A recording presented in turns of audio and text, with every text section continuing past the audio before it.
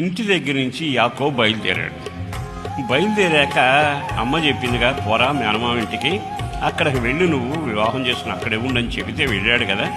వెళ్ళాక దారంతా అరణ్యమేనా మాట్లాడు. అరణ్యంలో రాత్రి చీకటి పడిపోతే రాయి పెట్టుకుని నిద్రపోయాడా. తర్వాత అక్కడి నుంచి వెళ్ళాడు. అక్కడికి వెళ్ళాక మేనమామ గారింటి కాడకు వెళ్ళాడు.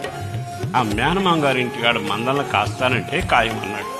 కాసినాక నీకు నేను ఒక పిల్లను ఇస్తాను అని అంటే, సరే అట్లాగే పిల్లను చేసుకుని ఇక్కడే నీ దగ్గరే ఉంటాను అంటే, నెమ్మదిగా తాను ఆ ఇంట్లో ఇద్దరు పిల్లలుంటే చిన్నదాన్ని ప్రేమించాడు. చిన్నదాన్ని ప్రేమిస్తున్న తర్వాత ఇక పెళ్లి చేస్తానంటే, నేను ప్రేమించిన దాన్ని నాకు పెళ్లి చేస్తాడులే అని అనుకున్నాడు. తీరా పెళ్లి జరిగిపోయింది రాత్రిపూట.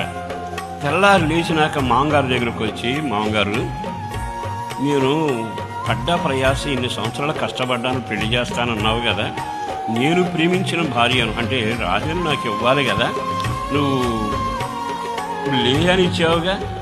ఇప్పుడు మీరు ఆలోచించండి, తాను వివాహం సుఖమయమా అరణ్యంగా మారిందా?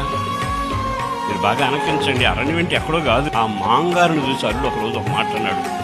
భార్యను పిలిచి, మీ నాన్నగారు మొదట ప్రేమించినట్లు ప్రేమించట్లా, ఎందుకు ఆ ప్రేమ తగ్గిపోయింది, నా మీద ద్వేషంగా ఉన్నాడు అంటే, అప్పటి వరకు అల్లుడిని మామగారు ఎలా చూశాడు? ప్రేమగా చూశాడు. ఇప్పుడు ఏం చేశాడు? ప్రేమ తగ్గింది. అంటే ఆ ఇంట్లో ప్రేమ తగ్గితే ఏమైందిలే, నువ్వు ప్రేమించకపోతే ఏమైంది అనాలిగా అంటలా.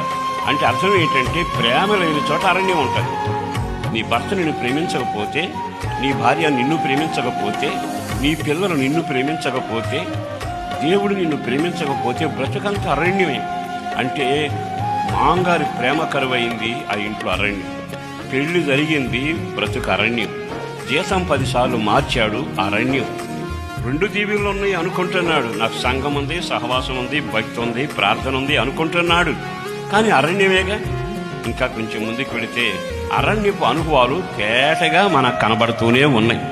ఈ శుభవేళ ఒక సేవకుడిగా నేను చెప్పగలిగిన మాట, నీవు కానీ అయ్యో నా బ్రతుకు అరణ్యమయ్యింది, నా సమస్యలు నన్ను కాల్చేస్తున్నాయి, నాకు మునుపున్న కళ లేదు, మునుపున్న సంతోషం లేకుండా అయిపోయాను అని కానీ నువ్వు దేవుని వైపు తిరగగలిగితే అంటాడు, అయితే నీ బ్రతుకును అదే అరణ్యాన్ని, అదే పరిస్థితిని, అదే వ్యాపారాన్ని, అదే కుటుంబాన్ని, అదే సంఘం, అదే సహవాసంలో నేను మరలా దర్శించి నేను నీకేం చేస్తానో తెలుసా, ఆ ప్రాంతాన్ని ఫలభరితంగా నేను చేయబోతున్నాను.